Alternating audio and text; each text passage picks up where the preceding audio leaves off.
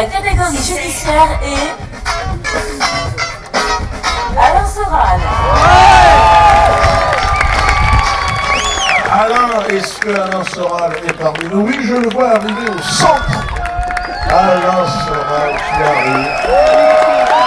Et vous pouvez applaudir bien fort. Un soldat aussi de la paix, de la réconciliation.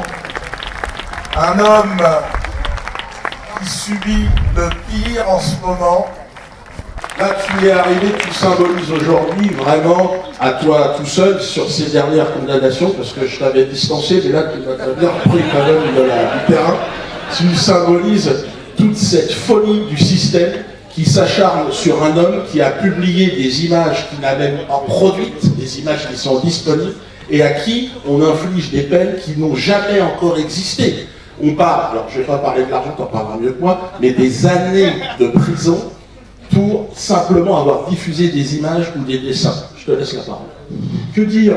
On voit bien que ce qui m'est reproché, c'est pas ce que je fais ou même ce que je dis, mais c'est ce que je pense. Je pense qu'ils sont en train de faire évoluer la loi de ce point de vue-là, parce que là j'ai compté que si j'additionne les 2 ans qui veulent me coller hier, je suis à 7 ans. 7 ans possibles de prison ferme. Et sachant que c'est pour les mêmes choses, donc ça ils peuvent faire tomber tous les sursis d'un coup. Hein. Ce qui d'ailleurs prouve bien que ce que je fais et ce que je fais avec ER est sérieux, parce que finalement c'est comme ça qu'on vérifie le sérieux, c'est que l'ennemi, le pouvoir, vous prend au sérieux. Et quand il vous prend au sérieux, ça se vérifie par les sous et par la violence. Oui, la prison fait partie de... Je crois que c'est le dernier stade avant l'assassinat, quoi. Hein. Voilà. Donc, il y a l'enfermement qui passe. Oui, je t'ai transmis hier un des jugements. Ouais. Alors ils ont déjà prévu la 2e porte possible, c'est assez d'ailleurs contradictoire, c'est qu'ils disent que face aux nombreuses récidives, on ne peut pas envisager autre chose que la prison. Ils ont envisagé effectivement le côté psychiatrique, c'est-à-dire qu'ils ont aussi ce petit côté-là. D'ailleurs Michel Onfray avait bien dit récemment, ce garçon de gauche tellement sympathique, que la prison pour moi ne servait à rien. Il fallait plutôt penser à l'internement psychiatrique. Donc c'est marrant, c'est que les types de gauche aujourd'hui prétendent qu'il vaut mieux pour les dissidents, sérieux, l'internement psychiatrique que la prison. Ce qui nous renvoie quand même aux heures les plus sombres de l'URSS, pour changer un peu des heures les plus sombres, qu'on ne soit pas toujours les mêmes. Voilà. Alors, pour finir sur quelque chose de positif, je voudrais quand même rappeler ici, calmement, que je crois que c'est la cinquième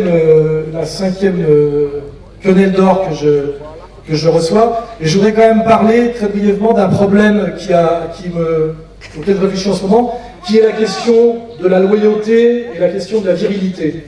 Hein. C'est-à-dire que moi je combats un ennemi qui est devant moi, que j'ai parfaitement analysé, et ça ne me pose pas tellement de problème.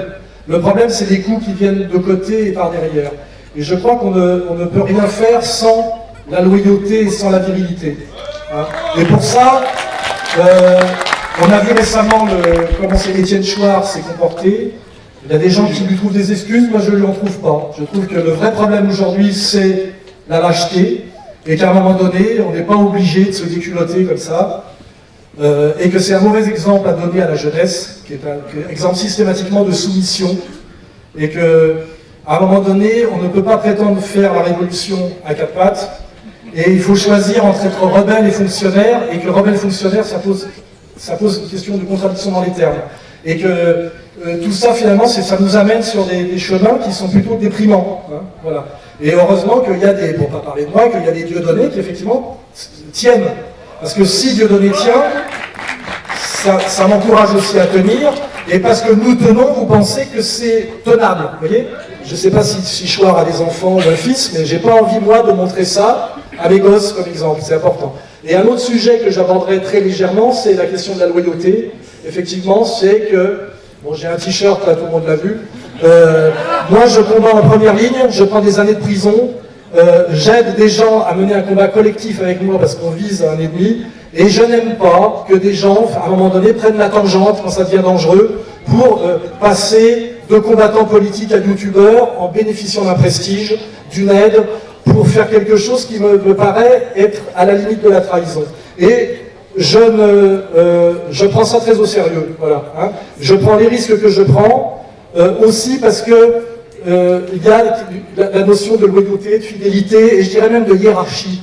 Et je pense que malheureusement, on ne peut pas combattre le système si on est fait de la même merde que le système. Il y a des questions fondamentales qui ont à voir avec la pensée traditionnelle, c'est le respect des anciens. Moi, quand je suis face à Jean-Marie Le Pen, je lui dis pas les critiques que j'ai à faire. Il a 91 ans, il a mené les combats, je l'appelle monsieur, j'appelle président, vous voyez. Voilà. Hein, je n'aime pas que des merdeux qui ont 30 ans de moins que moi se permettent de me défier, de me critiquer, de me trahir et de me mentir. J'aime le respect de la hiérarchie, j'aime le respect des anciens, j'aime la loyauté. Et c'est de ça qu'on crève aujourd'hui. Parce que sinon, ça irait beaucoup mieux. Tous mes ennuis sont venus, moi, des traîtres au Canel d'Or. Je ne vais pas donner les noms, hein, mais on a eu Farida Belgoul, on a eu Boulefkad, on a eu comment il s'appelle, Émile Louis, non, Laurent Louis, c'est son fils. Et il y a un vrai problème, des gens qui viennent ici pour bénéficier du prestige que Dieudonné a acquis par son courage et sa souffrance, et dès qu'ils ont ce prestige, ils partent faire du business, ou alors même ils nous trahissent totalement et ils nous salissent comme un certain Salim Laïbi. Donc là, je ne suis pas venu pour n'importe quoi.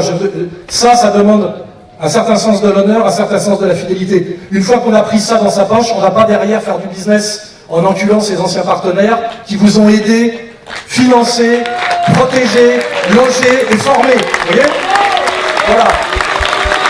Donc je tenais à ce que ça se sache. Hein, et moi, ça ne me gêne pas du tout de combattre les ennemis qui sont en face de moi. Je les connais et je sais le prix qu'il faut payer. Par contre, je n'admets pas, je ne supporte pas de me faire trahir par des gens qui sont censés être dans mon camp ou de me faire poignarder dans le dos par des gens que j'ai aidés. Voilà. Donc, je tenais à ce que ce soit dit. On rigole, mais moi, je risque la prison et j'ai mis ma peau sur la table. Hein.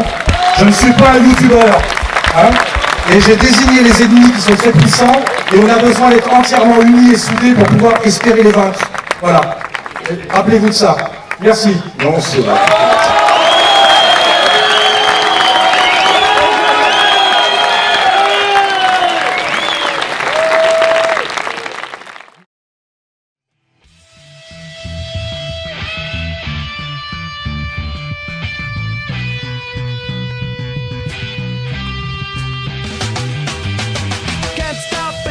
To the shindig, chopped up, he says I'm gonna win big.